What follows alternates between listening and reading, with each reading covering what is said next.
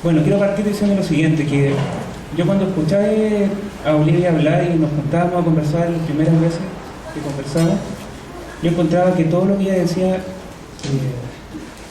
me parecía súper interesante porque tiene consonancia directa con los sistemas biológicos, los sistemas vivos, cómo opera el organismo de un sistema vivo.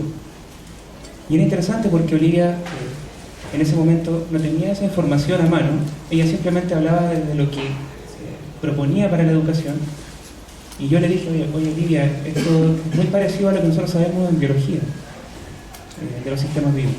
Entonces quiero partir desde ahí, partir desde la propuesta de Olivia de dejar de preguntarnos qué enseñar y cómo enseñar, y mejor preguntarnos a quién le estamos enseñando.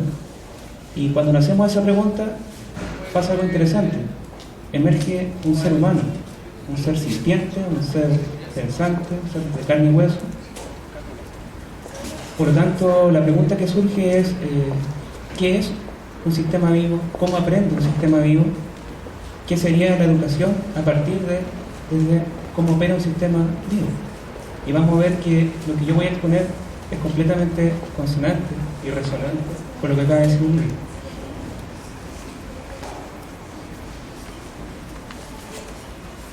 Quiero partir primero por hacer notar lo siguiente, y es que todo sistema vivo, como la zona que tenemos acá, yo sé que se ve poquito, pero en el fondo lo que quiero hacer notar es que la característica de lo vivo es su autoorganización y su autonomía. Eso quiere decir que genera los mismos componentes que posteriormente van a producir. Se autoconstruye la célula.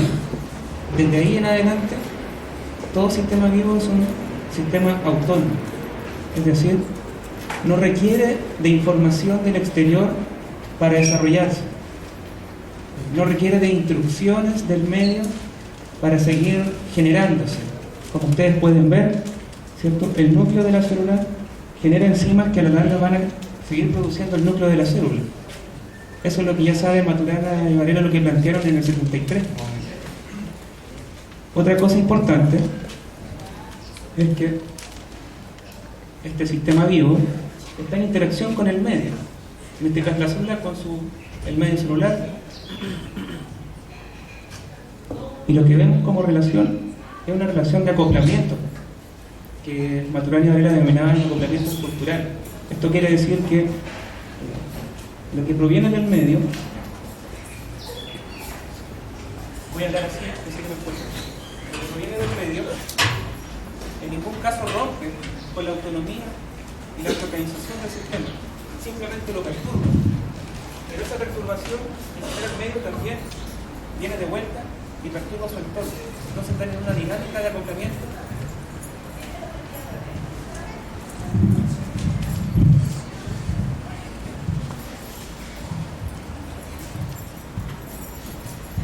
como decía, están en una dinámica de acoplamiento donde ambos sistemas se respetan, no se instruyen de ningún tipo, y sí, sin embargo, se van modificando en su historia de interacciones. Esto es súper importante para lo que vamos a ir viendo más adelante en relación con la educación, porque a partir de la célula, la unidad básica de un sistema vivo, estamos viendo que no existe procesamiento de información de ningún tipo. Y si nosotros hacemos memoria de dónde están formados la mayoría, si no todos, los modelos de educación, están basados en la metáfora del cerebro como un computador que procesa información, nada más lejano a lo que es un sistema vivo. ¿Qué pasa con los seres humanos? Bueno, aparte de tener cierta esta interacción con el medio, también tenemos la posibilidad de interactuar con otros sistemas iguales a nosotros. Para el sistema nervioso, la perturbación que viene del medio o la que viene de otra persona son indiferenciables, ambas son perturbaciones. ¿Okay? Por tanto, al igual como vimos en la imagen anterior, la intervención que yo puedo tener con usted, señora, ¿cierto?, nos va a modificar, ¿cierto?, si seguimos conversando y interactuando Y si este acoplamiento es significativo, nuestras estructuras van a cambiar en el tiempo. Walter Freeman lo pone así, digamos. Lo que yo ofrezco como palabras, como movimientos corporales, como conductas, en definitiva, son solo representaciones de los significados que son generados en los cerebros. ¿Okay?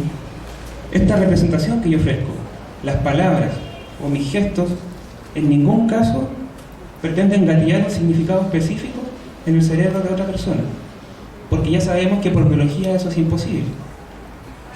Yo simplemente lo que hago es perturbar el sistema de mi interlocutor y mi interlocutor, dada su propia historia de acoplamiento y su propio sistema nervioso, su propio cerebro, va a generar y va a crear un significado que lo va a tratar de representar con una conducta verbal, con movimiento, y así nos vamos a llevar en esta interacción y este acoplamiento hasta que se rompa, hasta que estemos en desacuerdo o hasta que nos despidamos.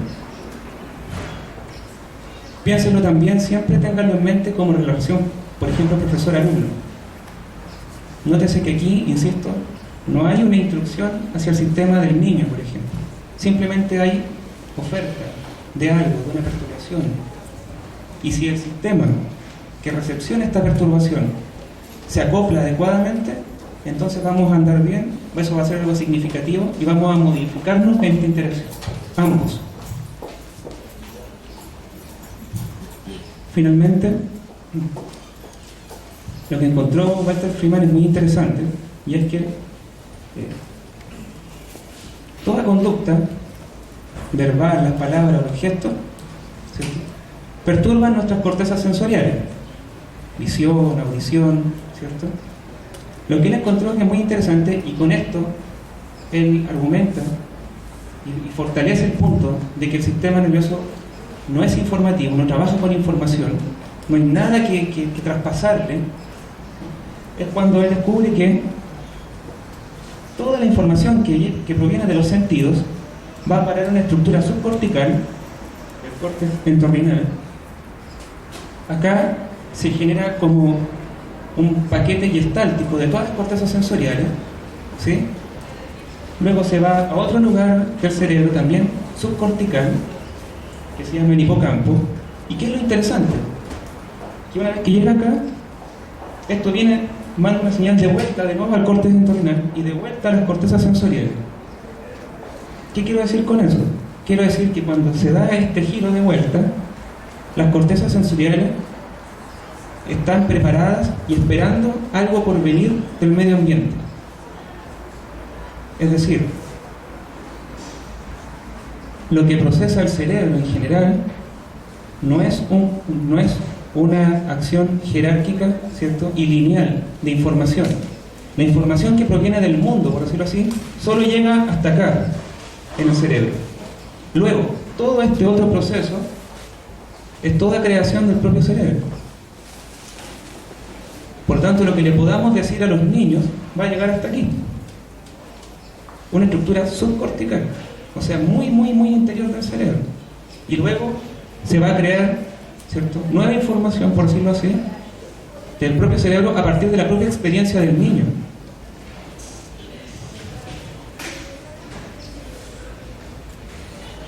En este contexto, ¿qué sería aprendizaje? Y se lo voy a leer porque yo sé que no se ve nada. ¿Okay? Varela y Maturana, que son dos biólogos chilenos conocidos en todo el mundo, plantean que aprendizaje sería lo siguiente: si la conectividad del cerebro cambia como resultado de algunas interacciones del organismo, el dominio de estados posibles que él puede adoptar en adelante cambia.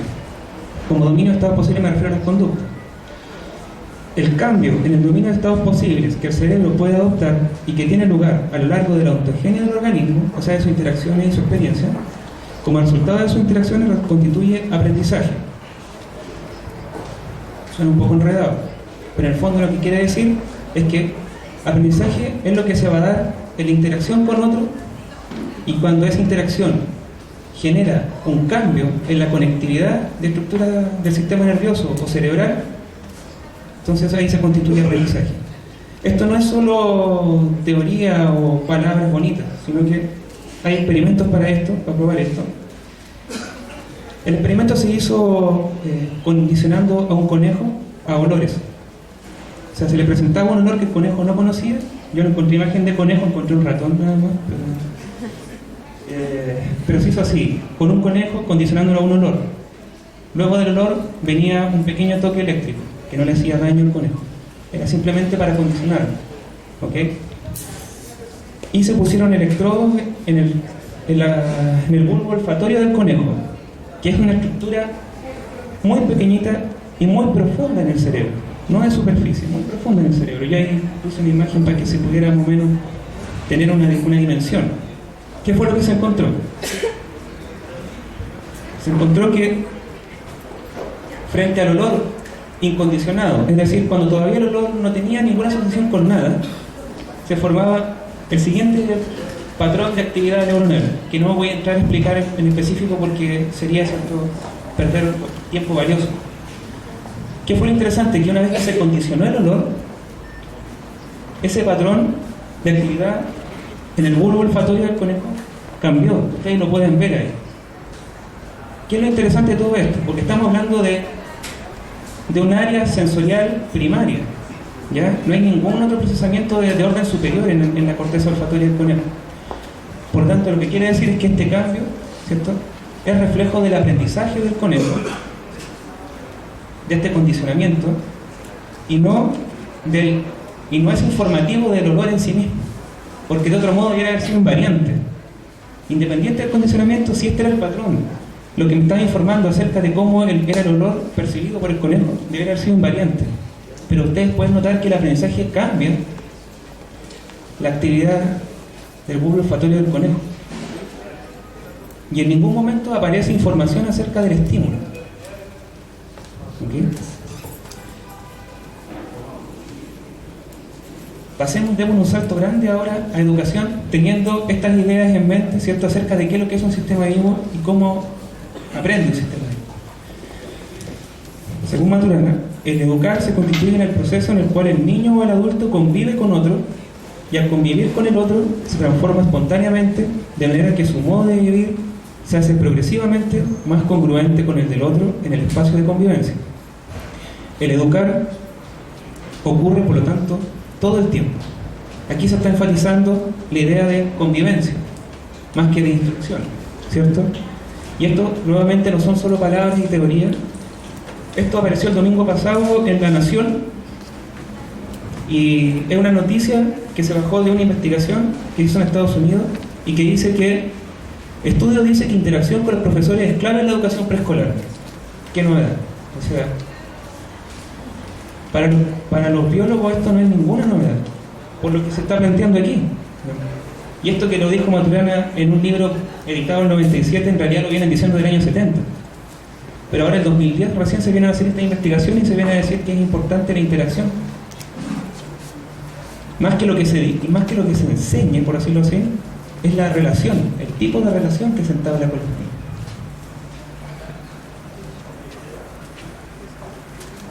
Una vez dejado este piso, digamos, de lenguaje común entre todos, voy a pasar a la música, que yo creo que es algo que tienen en común todos los que están acá, los convoca, ¿cierto? Entonces me gustaría hacer un paseíto primero por, bueno, ¿qué pasa en nuestro cerebro cuando escuchamos música? Ustedes ya saben esta historia, ¿cierto? El sonido, ¿cierto?, es una vibración, mueve los huesecillos del oído medio y eso da golpecitos, ¿cierto?, que llegan a la cóclea. Hasta aquí, mecánico, movimiento, golpecitos, vibración, ¿cierto?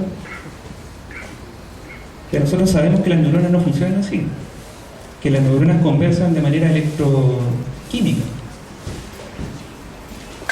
Bueno, qué lástima que no se pueda ver bien, pero en el fondo lo que hay aquí es un corte de la cóclea, ¿cierto?, para ir a mirar qué es lo que hay ahí adentro, cómo es que se transforman estos movimientos en actividades electroquímicas.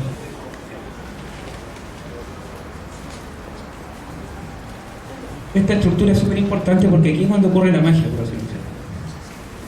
donde los sonidos, ¿cierto?, se van a transformar desde movimiento y golpecito a actividad eléctrica en el cerebro. Y otra cosa importante que quería hacer notar es que si uno desenrolla el caracol, va a encontrar que existe algo que se llama la tonotopía. Es decir, que distintas partes de la cóclea, del caracol, están procesando tonos bajos a tonos más altos.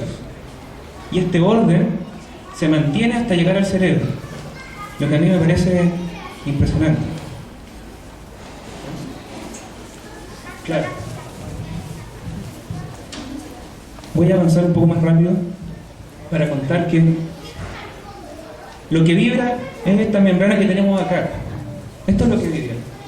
Y como ustedes pueden ver, acá hay unas células, que son las células ciliadas, que tienen unos pelitos. Esos pelitos están conectados con otra membrana acá, que es tectorial. Entonces, como este es todo un mecanismo, si esto se mueve esto otro, y se mueven las células así. ¿Okay? Como podemos ver ahí. ¿Okay? Está la membrana, se mueven los pelitos. Por lo tanto, si no hay movimiento, acá tenemos ya un zoom de esas células. Si no tenemos movimiento, los canales de potasio, están cerrados, no pasa nada. Pero si hay movimiento, se abren los canales, se depolariza esta célula y se manda la señal eléctrica al cerebro. ¿Qué es interesante? Si no hay movimiento, no hay sonido. Al menos eso es lo que nosotros no vamos a percibir, digamos. De ahí al cerebro, ¿cierto? No me voy a detener en eso. Lo que sí quiero hacer mención es lo que le hablaba recién de la tonotopía. Cada uno de estos cablecitos va llevando, por ejemplo, información acerca de tonos bajos, medios y más altos. Y ese mismo orden se mantiene después en la corteza auditiva. Llegan así, de manera muy ordenada, a la corteza auditiva. Bueno, pero sabemos, ¿cierto?, que la experiencia musical no es solo escuchar, también involucra otras partes del cerebro, lamentablemente no se ven acá, pero evidentemente sabemos que involucra corteza motora por el movimiento, ¿cierto?, cortezas sensoriales cuando estamos tocando algún instrumento, el cuerpo calloso que conecta los hemisferios. Es por lo tanto una función cognitiva altamente compleja. Y yo les pregunto a ustedes, ¿existe solo otra función o operación cerebral que es igualmente compleja que la música? ¿Cuál es? A ver. No es la matemática.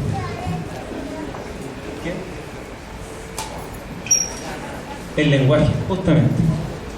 En términos de complejidad, en su organización, de estructura y de función, solo el lenguaje y la música son igualmente complejos y parecen ser las únicas dos características propiamente humanas. Esto, evidentemente, no es trivial. Acá está, no se ve muy bien nuevamente, pero estas son las áreas del cerebro vinculadas con el lenguaje, ¿ya? No sé si se alcanza a ver un poquito. Esas son las áreas vinculadas con el lenguaje. Se han hecho estudios para ver cuáles son las áreas vinculadas con la música, porque la intuición, que es la que conversamos recién, es que son estas dos funciones altamente complejas y muy similares a ese nivel, ¿cierto? ¿Qué pasa a nivel del cerebro? Interesantemente, el procesamiento musical activa áreas similares a las áreas que activa el lenguaje en el cerebro. O sea, comparten áreas cerebrales.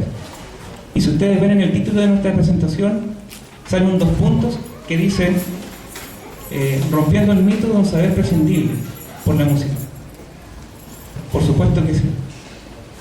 Por supuesto que sí. Porque si le estoy mostrando que en el cerebro música y lenguaje comparten áreas cerebrales, entonces eso quiere decir que la música es una buena aproximación, ¿cierto?, como moduladora de la función lingüística. Nuevamente, eso no lo digo yo, así que se me ocurrió ahora, sino que hay investigación al respecto. Y acá, por ejemplo, investigaciones que muestran que el entrenamiento musical cambia estructuras cerebrales. Por ejemplo, en pianistas se ha visto que aumenta el cerebelo, la conectividad entre hemisferios.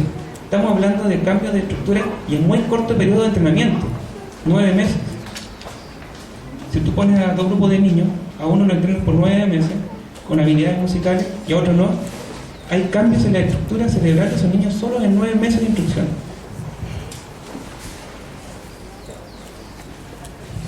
El entrenamiento de la música desarrolla habilidades auditivas. ¿Sí? El entrenamiento de la música desarrolla el razonamiento espacio-temporal. El entrenamiento de la música desarrolla habilidades lingüísticas, particularmente la detección de alturas en la voz y de la lectura. Y también desarrolla habilidades matemáticas, particularmente geometría. Entonces, ¿de qué estamos hablando cuando hablamos de música? Cuando lo ponemos como una asignatura alternativa.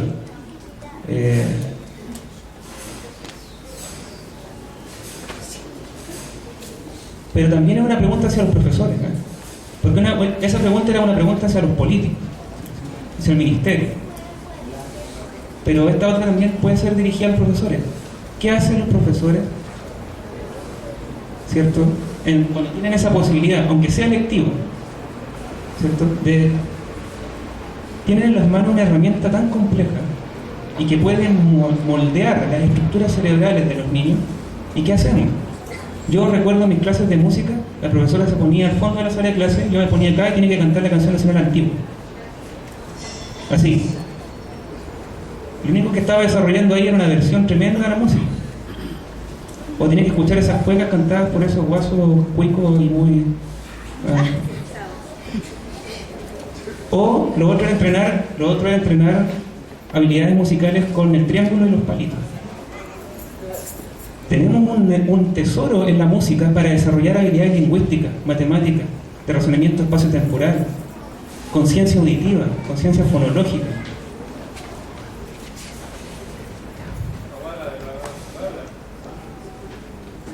Conclusiones. Ir cerrando. El sistema nervioso en general y el cerebro en particular son sistemas autónomos y autoorganizados que no operan bajo la lógica del procesamiento de información. El aprendizaje se manifiesta como cambio en la conectividad del sistema, producto del acoplamiento de este a su medio y no por la intervención directa de un agente externo. La educación es un fenómeno que surge en la convivencia, en otras palabras, en la coordinación de acciones entre un adulto y un niño, y no en la relación asimétrica entre educador y educando, dado que la biología de ambos no permite relaciones instructivas de ningún tipo. Música y lenguaje son fenómenos altamente complejos y únicamente humanos. La evidencia científica muestra que música y lenguaje comparten áreas cerebrales.